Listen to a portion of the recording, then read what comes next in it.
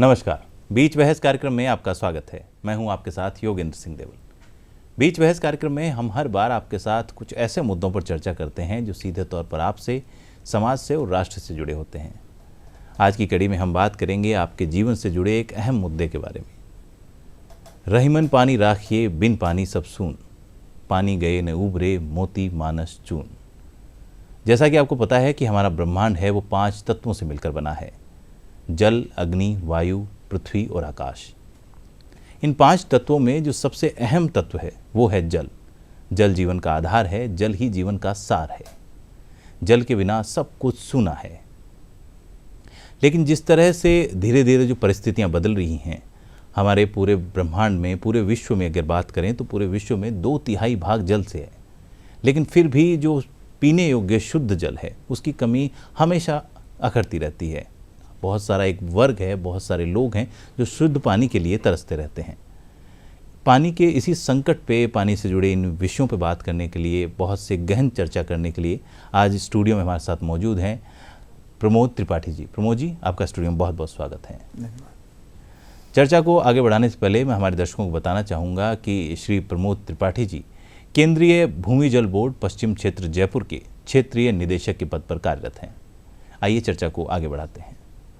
प्रमोद जी, पहला सवाल आपसे यही बनता है कि जल संकट की अगर हम बात करते हैं तो हमारे जहन में पहला ख्याल ये आता है कि जब धरती पे 2/3 भाग जो है वो जल से ढका हुआ है, वहाँ पे भरपूर जल है, लेकिन पीने योग्य जो जल की बात आती है उसके लिए इतना संकट क्यों है? देखिए, आपने अपने प्रश्न में ही उत्तर दिया कि पीने योग्य जल जी, तो 2/3 भाग है। उसमें अब हमारा समुंदर में भी जल है, हमारे इनलैंड एरिया में भी जल है जी।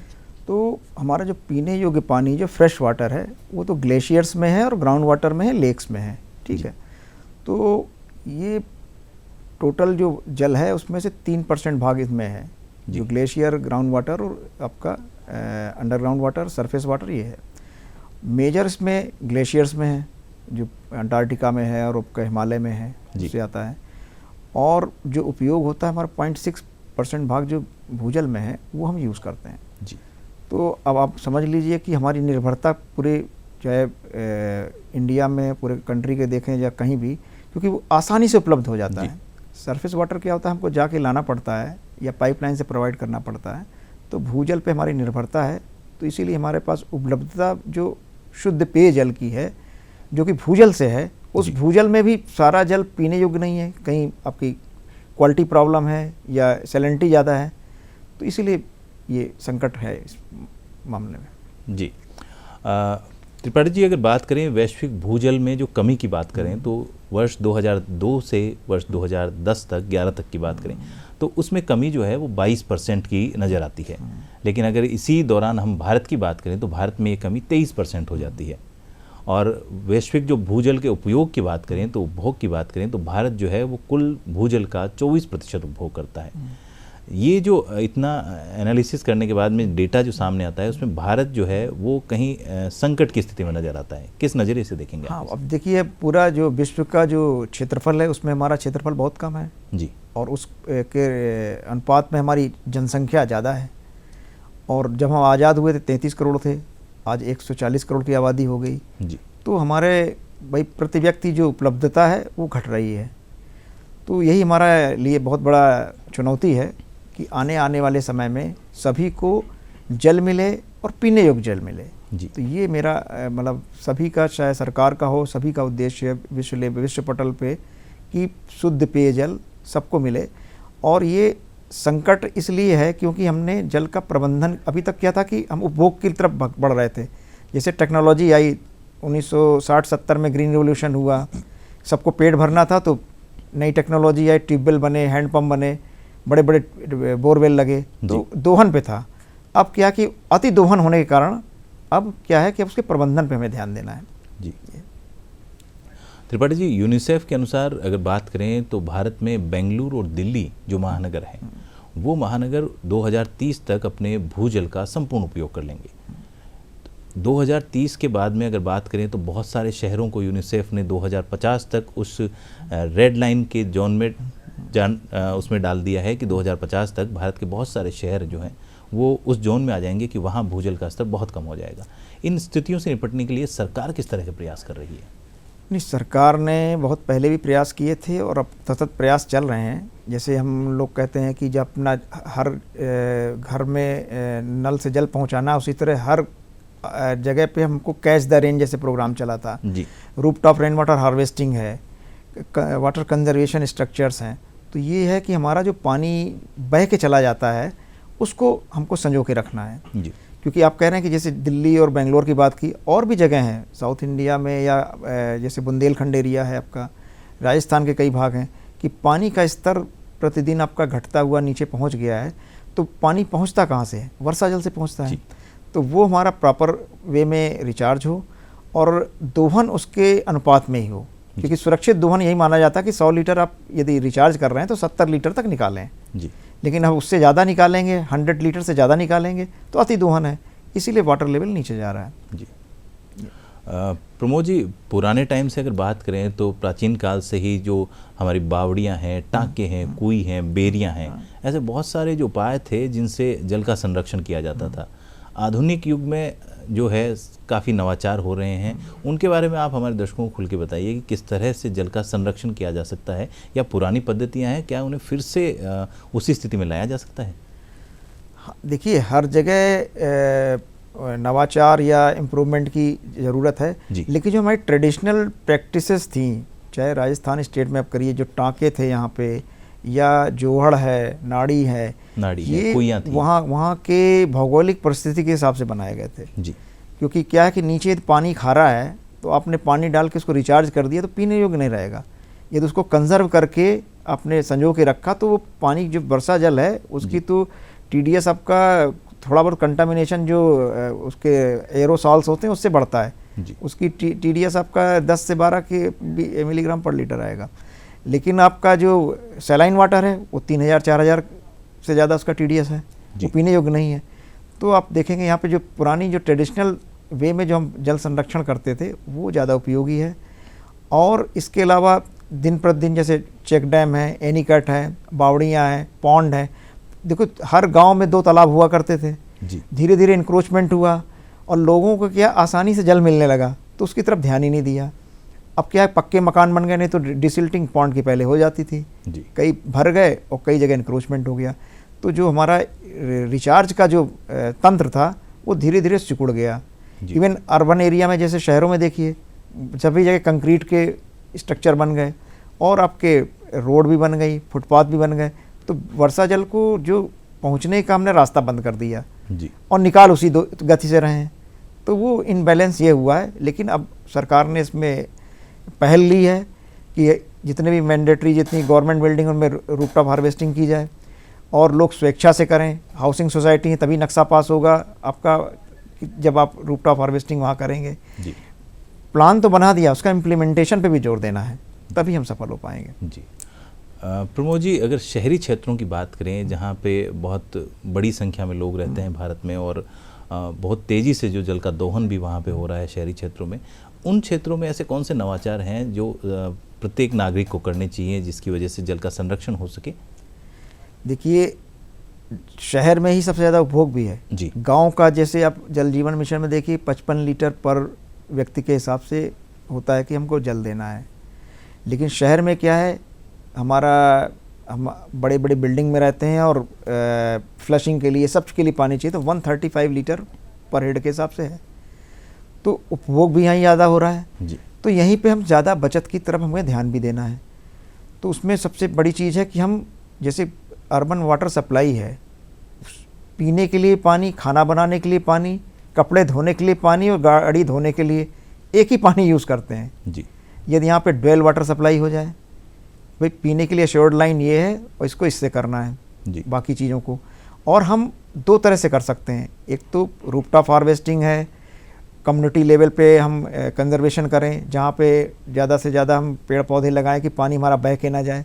दूसरा है कि डिमांड साइड, डिमांड हमारी है 100 लीटर की, हम कई जगह बचा सकते हैं। जैसे नहाते समय शावर खोल देते हैं, दाढ़ी बनाते समय खुला हुआ है, पाइप से हम धो रहे हैं गाड़ी, तो ये चीज़ें हैं कि हम इंडिविजुअल अपनी प्रैक्टिस में लाएं, बिहेवियरल चेंज लाना पड़ेगा। और यही चीज़ें हमारी जो अटल जल योजना के बारे में आपने सुना होगा, उसमें भी डिमांड साइड में गाँव परिप्रेक्ष्य में जहाँ ओवर एक्सप्लॉयटेशन हो चुका है, behavioural change of the Mankind and community, तभी हम इसमें सफल पा पाएंगे। जी प्रमोद जी, सरकार ने इस क्षेत्र में बहुत सारे प्रयास किए हैं, जैसा आपने बताया कि अटल भूजल योजना है, जल जीवन मिशन है, मंत्रालय अलग से जल संसाधन मंत्रालय बनाया गया है। इसके पीछे सरकार की क्या मंशा है? जल का संरक्षण करना है या लोगों तक सिर्फ जल पहुंचाना तक मात्र है? नहीं, देखिए, पहले था मंत्रालय अलग अलग था तो डिसीजन लेने में प्रॉब्लम होती थी। अब उन्होंने जल शक्ति मंत्रालय बना दिया, उसी के अंदर सारे विभाग हैं, सैनिटेशन का हो गया, वाटर रिसोर्स डिपार्टमेंट हो गया। तो क्या है कि ओवरऑल डिसीजन भी फास्ट हो रहा है, इवन स्टेट लेवल पे भी इस तरह के मंत्रालय बने हैं। तो एक ये दूरदर्शी सोच का नतीजा है कि हमको यदि क्विक डिसीजन लेना है तो एक ही अम्ब्रेला के नीचे सारे लोग काम करें, और ये नहीं है कि जैसे वाटर कंजर्वेशन का हम काम कर रहे हैं और दूसरा जल जीवन मिशन वाले सप्लाई का काम कर रहे हैं, तो हर घर को में नल और नल से जल वो तभी मिलेगा जब पानी होगा। आपने टंकी और टोटी बना दी तो पानी थोड़ी पहुंच जाएगा। तो उसको सस्टेनेबिलिटी ऑफ ग्राउंड वाटर बढ़ाने का काम करना है, और इस पे सरकार ने बहुत ही गहन रूप से, मतलब इसमें बजट भी रखा हुआ है और प्रयास भी चल रहे हैं कि सस्टेनेबिलिटी ऑफ ग्राउंड वाटर बढ़ानी है, तभी हम हर घर को जल दे पाएंगे। जी प्रमोद जी, एक बड़ा सवाल ये रहता है कि जैसा आपने बताया कि शहरी क्षेत्रों में जो उपभोग है वो ग्रामीण क्षेत्रों के मुकाबले ज़्यादा है, लेकिन अगर बात करें कि शहरी क्षेत्र में जो लोग हैं वो जल्दी से जागरूक हो जाते हैं, अगर उनको समझाया जाए तो जल का संरक्षण किस तरह से करना है उस बारे में समझते हैं। गाँव के लोगों की अगर बात करें, ग्रामीण परिप्रेक्ष्य की बात करें, तो ये थोड़ा सा मुश्किल नज़र आता है। वहाँ पे क्या प्रयास करने चाहिए कि जो जागरूकता है वो उन लोगों में फैले और वो जल का संरक्षण करें? नहीं, ये आपका मिसकंसेप्शन है। देखिए, जब मानसून आता है तो किसान अपने मेड़ बना करके जुताई कर लेता है, वो प्रबंधन में काफ़ी आगे है जी, ऐसा नहीं है। और जो दुरुपयोग होता है शहरी क्षेत्रों में, हमें लगता है कि गांव से ज़्यादा होता है, और ये डिपेंड करता है कि किस तरह की वहाँ पे लोग रह रहे हैं और कितने जागरूक हैं जी। अभी आप देखिए, चेन्नई है, बेंगलोर है, वहाँ पे इतनी क्राइसिस है, लेकिन वो लोगों ने उसको मैनेज करने के लिए उतने प्रयास भी किए। राजस्थान का ही आप उदाहरण लीजिए, हमारे जिन आपका बाड़मेर, जैसलमेर और एरिया जो पश्चिमी राजस्थान है, वहाँ पे टाँके क्यों सफल हैं, और उसमें लोग नंगे पैर चढ़ते हैं, उसको मतलब पूजा की तरह करते हैं कि हमें हमारा सर्वाइवल है। जहाँ जितना आसानी से पानी मिला है वहाँ दुरुपयोग ज़्यादा हुआ है, जितना कठिनाई हुई है वहाँ लोगों ने उसके बारे में जागरूक हुए हैं। अब ये है कि राजस्थान की भौगोलिक परिस्थिति ऐसी है कि बारिश ही बहुत कम होती है जी। अब 150 से 200 mm बारिश होगी तो कितना पानी रन ऑफ जनरेट होगा, कितना वहाँ पे, इसलिए उन्होंने जो तत्काल रूप से हम प्रयास कर सकते हैं वो किए हैं उन्होंने जी। प्रमोद जी, पिछले अगर 7 दशकों की बात करें तो विश्व की जो आबादी है वो दोगुनी से भी ज़्यादा हो गई है, और इस दौरान अगर पेयजल की बात करें, शुद्ध पेयजल की बात करें, तो उसमें लगातार कमी होती जा रही है जनसंख्या वृद्धि की वजह से। तो इस दौरान जो दुनिया में अगर बीमारियों की बात करें तो जो दूषित जल से जो बीमारियां हैं वो लगातार बढ़ती जा रही हैं, जैसे डायरिया है, हैजा है, टाइफाइड है। और अगर बात करें तो विश्व में 90% बीमारियां ऐसी हैं जो दूषित पेयजल से होती हैं। इस दिशा में क्या प्रयास करने चाहिए हम लोगों को सब साथ मिलकर, और क्या सरकार के प्रयास होने चाहिए? क्या राय है आपकी? देखिए, जैसे आपने डायरिया, हैज़ा, इस सब की बात की, तो यदि पानी आपका पीने योग्य है और उसको हम उबाल के पिएँ जी, बॉयल करके पिएँ, तो ये आपके कीटाणु मर जाएंगे। लेकिन कोई केमिकल कंटामिनेशन आ रहा है, मान लीजिए नाइट्रेट आ रहा है जी, फ्लोराइड आ रहा है, वो लिमिट से ज़्यादा है, तो लॉन्ग रन में आर्सेनिक आ रहा है कुछ एरिया में, और इंडस्ट्रियल एरिया में कहीं क्रोमियम है, जो उनके अवशेष आ सकते हैं जी। तो वो यदि परमिसिबल लिमिट से ज़्यादा है और लॉन्ग रन में पिए जाएंगे तो वो बहुत ही भयावह है, उसको रिवर्स नहीं कर सकते आप। ब्लड में पहुंच गए तो वो आपके शरीर को नुकसान पहुंचा सकते हैं। तो इसलिए जितने भी पेयजल के स्ट्रक्चर बनते हैं उनका सबका वाटर क्वालिटी एनालिसिस होती है, उसके बाद ही वो पीने योग्य घोषित किए जाते हैं। तो जितने भी आपके जैसे हैंड पंप हैं, बोरिंग है, या आपका पीएचई डिपार्टमेंट सप्लाई करता है वाटर, तो उसकी प्रॉपर क्वालिटी चेक होते हैं, बैक्टीरियोलॉजिकल भी और केमिकल भी। और आने वाले समय में क्योंकि वाटर लेवल यदि नीचे जाता है ना, तो केमिकल कंसंट्रेशन बढ़ता है जी। तो यदि हम रिचार्ज करेंगे तो वो डाइल्यूशन से उसमें इम्प्रूवमेंट आएगा। तो कई जगह पे जैसे क्वालिटी की प्रॉब्लम है, कहेंगे सैलिनिटी की प्रॉब्लम हो रही है, तो वाटर लेवल डिक्लाइन के कारण भी हो रहा है। और इवन जैसे आर्सेनिक कुछ क्षेत्रों में आया है, और अन्य तत्व आए हैं जो जियोजेनिक होते हैं जी। वो कुछ एंथ्रोपोजेनिक होते हैं जो कि इंडस्ट्रियल वेस्ट से हुए, वो तो पॉइंट में होंगे। कुछ जियोजेनिक होते हैं, उनका भी स्टडी की गई है। जैसे फ्लोराइड है, उसको आप फिल्टर करके दे सकते हैं जी। तो पानी की उपलब्धता हो और शुद्ध पेयजल देना, जैसा कि इस बार विश्व जल दिवस में भी यही है कि accelerating the change bye community participation. तो उसमें यही है कि जो हम लोगों ने प्रयास किए हैं उसको गति प्रदान करती है जी, जिससे कि हम समय पे उसको जी, निराकरण कर सकें। जी। त्रिपाठी जी, हाल ही में नीति आयोग के एक नवीनतम सर्वे की बात करें तो भारत में 60 करोड़ लोग ऐसे हैं जो इस वक्त गंभीर जल संकट का सामना कर रहे हैं, और भारत की बात करें तो 2 लाख लोग ऐसे हैं जो हर साल दूषित जल की वजह से जो होने वाली बीमारियां हैं उनकी वजह से मौत का सामना करते हैं। इस चुनौतियों को निपटने के लिए सरकार कितनी तैयार है और क्या क्या प्रयास कर रही है इस क्षेत्र में? नहीं, सरकार का तो यही है कि जैसे जल जीवन मिशन में हर जल में हर घर में नल और नल से जल, जी। तो उसमें ये है कि जल देना है और शुद्ध पेयजल देना है, वाटर एंड सैनिटेशन दोनों है। तो कई प्रयास, जैसे गांव में शौचालय का मुहिम शुरू की गई, उसका भी यही था कि भाई हमारा जो गंदगी जा रही है ज़मीन के अंदर वो ना जाए, और लोगों का बिहेवियरल चेंज, स्वच्छता अभियान चलाए गए। तो वो उन सब का ये प्रभाव पड़ा है कि लोगों की जीवन शैली बदलेगी और स्वच्छता में अपने आप एक अपने को एहसास होता है, सुखद अनुभव होता है कि हम अच्छे एनवायरनमेंट में रह रहे हैं। कौन नहीं चाहता हम गंदगी में रहें। तो सरकार ने जो प्रयास किए पिछले 2-3 साल में, उनके बहुत ही सकारात्मक परिणाम आए हैं कि कई जगह पे, जैसे आपका उत्तर प्रदेश में एक बीमारी फैलती थी आपकी गोरखपुर एरिया में, इंसेफेलाइटिस, उसमें कमी आई क्योंकि वहाँ गंदगी होती थी, उससे फैल जाती थी। तो मुहिम के रूप में अन्य जगहों पे भी इसी तरह के मुहिम से सफाई रहेगी तो हमारा जो स्वास्थ्य में होने वाला खर्चा है वो बचेगा, उसको हम अन्य रिसोर्सेज में लगा सकते हैं। जी। प्रमोद जी, अगर हम बात करें हमारे प्रदेश राजस्थान की, तो ये एक विशेष भौगोलिक स्थिति वाला प्रदेश है। यहाँ पे बात करें तो बारिश बहुत कम होती है, जनसंख्या अन्य प्रदेशों के मुकाबले कम है, लेकिन इतनी कम भी नहीं है राजस्थान में कि बहुत ज़्यादा कम हो। तो ऐसी परिस्थितियों में जहाँ बारिश कम होती है, डेजर्ट इलाका यहाँ पे बहुत ज़्यादा है, तो मरुस्थल वाले क्षेत्र जो हैं वहाँ पे आपने जैसा बताया कि लोग जागरूक भी हैं, लेकिन फिर भी अगर ओवरऑल हम बात करें तो प्रदेश में जल संकट बना रहता है अक्सर देखा जाए। इस परिस्थितियों में हमें किस तरह से निकलना चाहिए, जल का किस तरह से संरक्षण करना चाहिए, हमारे प्रदेश की बात करें? देखिए, वर्षा जल जहाँ पे गिरता है उसको वहीं संजोना है, कैच द रेन जैसे कैंपेन चला था। इसके अलावा आपका जहाँ पे समस्या है, अब जैसे इंदिरा गांधी कैनाल आई राजस्थान में, दूरदर्शी सोच थी कि उस एरिया में पूरा आपका थार डेजर्ट था और नीचे पानी की क्वालिटी भी अच्छी नहीं थी, तो वो उस एरिया में पानी लाया गया, वो प्रबंधन का पार्ट हुआ। और उस एरिया में अब ये है कि पानी हम एश्योर करके दे पा रहे हैं। अब जैसे झुंझुनू सीकर एरिया था जहाँ पानी उपलब्ध था, लेकिन उसको हमने इतना दोहन करके नीचे पहुँचा दिया कि अब वहाँ भी हमको प्रयास करने पड़ रहे हैं कि कैसे वहाँ पे सस्टेनेबल ग्राउंड वाटर दे सकें। तो ये है कि हमें प्रबंधन, उपभोगवादी संस्कृति से हमें प्रबंधन की तरफ जाना पड़ेगा कि how to manage the ground water, water management, surface water कितना है, ग्राउंड वाटर कितना है, हमारे पास रिसाइकिल होकर कितना पानी आ रहा है। जैसे शहरों का पानी आपका सीवेज में जा रहा है, उसको ट्रीट करके इंडस्ट्री में यूज़ कर सकते हैं, इंडस्ट्रियल का दोहन कम होगा तो हमारा। इसी तरह कृषि क्षेत्र में है, आपका 85% पानी ग्राउंड वाटर यूज़ होता है कृषि क्षेत्र में। वहाँ यदि हम स्प्रिंकलर, ड्रिप या ऐसी क्रॉप लगाएं जिसमें पानी कम होता है कि आजकल हम खेत को सींचते हैं ना कि फसल को, तो फसल को सींचना है, जितनी उसकी रिक्वायरमेंट है उतना दें। उससे क्या है कि आपका फर्टिलाइज़र भी बचेगा। ऐसे आपने फ्लड इरिगेशन कर दिया तो परकुल उठ के नीचे चला जाए, कंटामिनेट कर देगा। अब ड्रिप स्प्रिंकलर से करिए तो फर्टिलाइज़र भी कम लगेगा, पानी भी कम लगेगा, प्रोडक्टिविटी भी बढ़ेगी।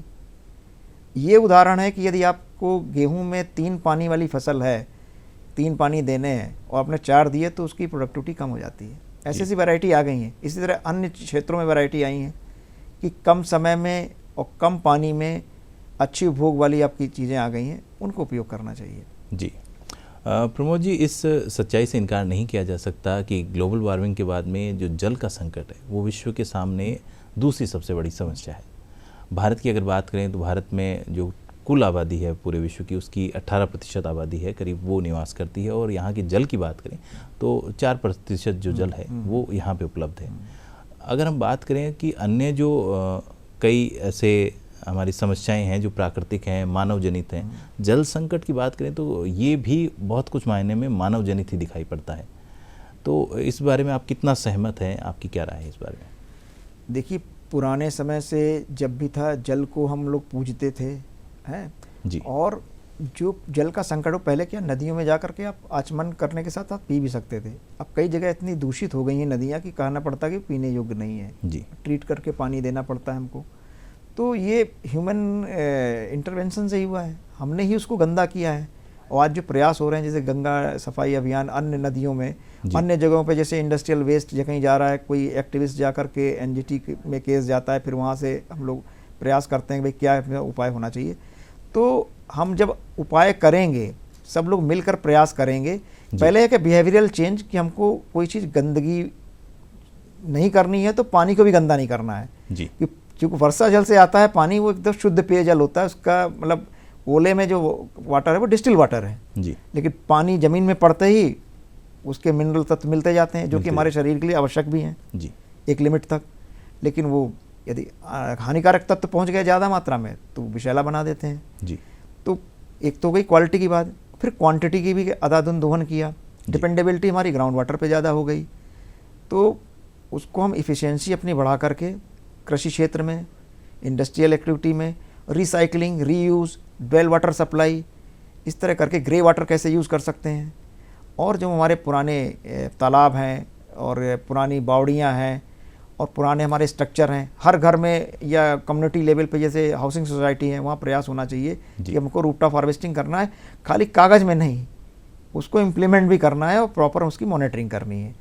क्योंकि होता है कि एक बार स्ट्रक्चर बन गया, लोग सोचते हैं कि हाँ हो रहा है, उस पर कोई ध्यान नहीं देता जी। देखना पड़ेगा कि ये हमारा लाइफ लाइन है, यही पानी ज़मीन में जाएगा जिसको हम पीते हैं। जी। प्रमोद जी, अगर हम बात करें रेगिस्तानी मुल्क इजराइल के बारे में, वहाँ पे भारत के मुकाबले अगर देखा जाए तो जल की उपलब्धता बहुत कम है, लेकिन फिर भी उनका जो जल प्रबंधन है वो हमसे काफ़ी बेहतर है। यहाँ तक कि हमारे देश के बहुत सारे जो लोग हैं, हमारे स्कॉलर्स हैं, वो इजराइल जाते हैं और सीख के आते हैं कि वहाँ कृषि किस तरह से होती है, उद्योगों में किस तरह जल का प्रबंधन हो रहा है। और मोटे तौर पे देखा जाए तो वहाँ पे जो रिसाइकलिंग है जो वाटर की, वो बहुत ज़्यादा है। हमारे देश की अगर बात करें तो हमारे देश में क्या ये पॉसिबल है कि हम इजराइल की जो पद्धति है उसको अपना सकें या उसमें कुछ और सुधार किया जा सके?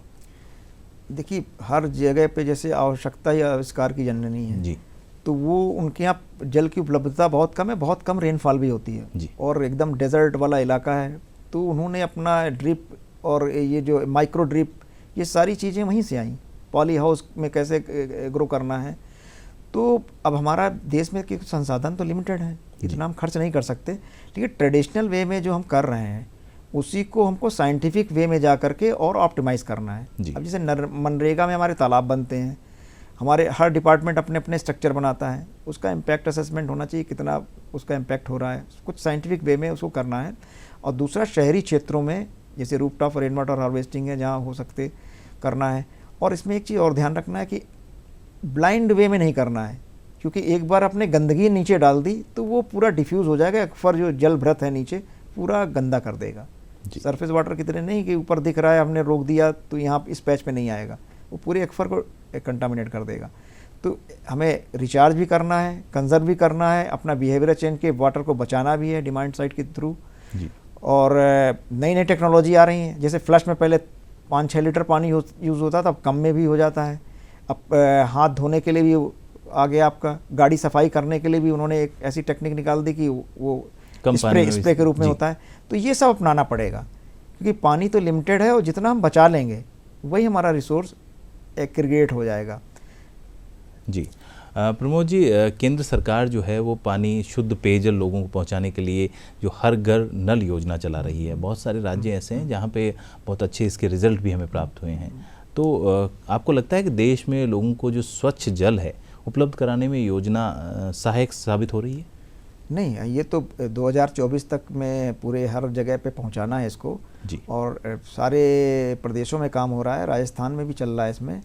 और ये क्योंकि राजस्थान के बारे में मैं कहूँगा कि यहाँ की भौगोलिक परिस्थिति ऐसी है कि बाकी जगहों के हिसाब से यहाँ पे कहीं कहीं पे 3-3, 4-4 किलोमीटर तक लाइन बिछानी पड़ती है जी। वैसी बसावट नहीं जैसे अन्य जगह पे है जी। तो यहाँ पानी की उपलब्धता अपनी है और पहुंचाने में भी यहाँ पे थोड़े चैलेंजेस ज़्यादा हैं अन्य राज्यों की अपेक्षा, और पूरे देश में इसमें काम हो रहा है, और सारे केंद्र सरकार, राज्य सरकार और जितने भी इसमें डिपार्टमेंट लगे हुए हैं और इवन NGOs, कम्युनिटी, सब मिल के प्रयास कर रहे हैं, और ये एक मिशन मोड में काम चल रहा है, और 2024 के अंत तक इसको सारा कंप्लीट करना है, और ये बहुत ही दूरगामी इसके परिणाम आएंगे, क्योंकि जो हमारा ग्रामीण क्षेत्रों में जल लाने के लिए टाइम लॉस होता था, महिलाओं को जाना पड़ता था 4-4, 5-5 किलोमीटर, उनको यदि पानी वहाँ मिलेगा तो उनकी डिग्निटी बढ़ेगी, वो प्रोडक्टिव वे में और अन्य काम कर सकेंगे,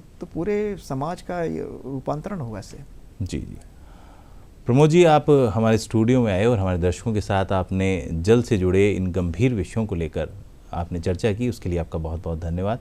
जल से जुड़े इन मुद्दों पर आप हमेशा, आपकी जो चर्चा रही वो सार्थक रही है आपकी, उसके लिए बहुत बहुत धन्यवाद। धन्यवाद। नमस्कार।